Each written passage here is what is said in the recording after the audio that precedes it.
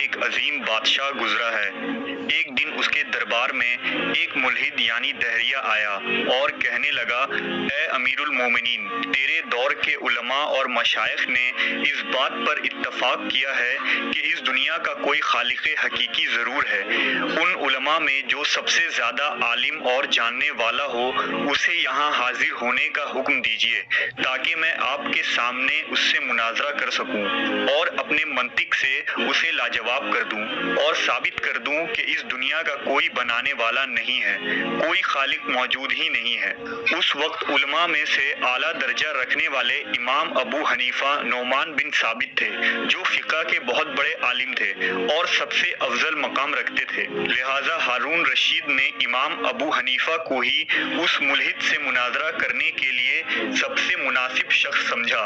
ہارون رشید نے اپنے سپاہیوں کے ذریعہ امام صاحب تک ایک خط بھجوایا جس میں اس نے تحریر کیا کہ اے مسلمانوں کے امام، آپ کو اطلاع ہے کہ ہمارے یہاں ایک شخص آیا ہے اور وہ دعویٰ کرتا ہے کہ اس کائنات کو بنانے والا کوئی نہیں ہے اور اس نے مسلمانوں کو چیلنج کیا ہے۔ امام صاحب نے ایک پیغام کے ذریعہ جواب ارسال کیا کہ میں ظہر کے بعد آ جاؤں گا۔ خلیفہ تک پیغام پہنچ گیا، لہٰذا وقت مقررہ پر امام ابو حنیفہ طویل سفر کر کے خلیفہ کے دربار میں حاضر ہو گئے۔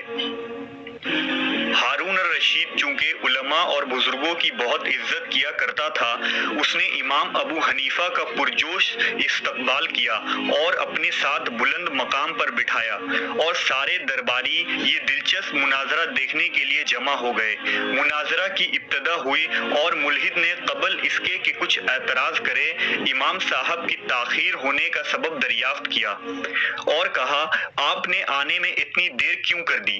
امام صاحب نے جواب دیا، میرے ساتھ ایک عجیب واقعہ پیش آیا، اس لیے اتنی دیر ہو گئی۔ پھر امام ابو حنیفہ نے اس واقعہ کی تفصیل بیان کرتے ہوئے فرمایا، میرا گھر دریائے دجلہ کے اس پار ہے۔ میں اپنے گھر سے نکلا اور دریا کے پاس آیا تاکہ اسے پار کروں۔ میں نے دریا کے کنارے ایک پرانی اور ٹوٹی پھوٹی کشتی دیکھی جس کے تختے اور حصے بکھرے ہوئے تھے۔ جیسے ہی میں نے اس پر نظر ڈالی، ان ٹوٹے ہوئے تختوں میں حرکت ہوئی اور خود ہی اکٹھا ہو گئے، ایک حصے دوسرے حصے سے جڑتے چلے گئے اور بنا کسی بڑھئی کے کشتی خود بخود بن کر تیار ہو گئی۔ میں اس کشتی میں بیٹھ گیا اور بغیر کسی ملاح یعنی ناؤ چلانے والے کے کشتی خود ہی آگے بڑھنے لگی اور کچھ ہی دیر میں دریا عبور کر کے میں اس پار آ گیا۔ یہ سن کر ملحد نے کہا، اے رؤسائے دربار، جو کچھ بھی تمہارے اس عالم نے کہا ہے اسے تم نے بغور سنا۔ کیا تم نے ایسی جھوٹی بات کبھی سنی ہے کہ شکستہ کشتی بغیر کسی کاریگر کے کبھی خود ہی بن کر تیار ہو گئی ہو اور پھر بغیر ملاح کے خود چلتی ہو؟ یہ سفید جھوٹ ہے۔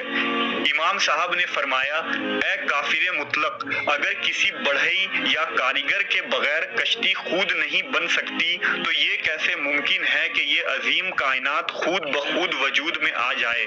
اور جس طرح بغیر ملاح کے کشتی نہیں چل سکتی تو یہ کیسے مان لیا جائے کہ اس کائنات کا نظام بغیر کسی چلانے والے کے خود بخود چل رہا ہے؟ امام ابو حنیفہ کی اس منطقی اور علمی بصیرت سے لوگ بہت زیادہ متاثر ہوئے اور لوگوں کا ایمان اور بھی پختہ ہو گیا۔ دوسری طرف وہ ملحد بے دین بھی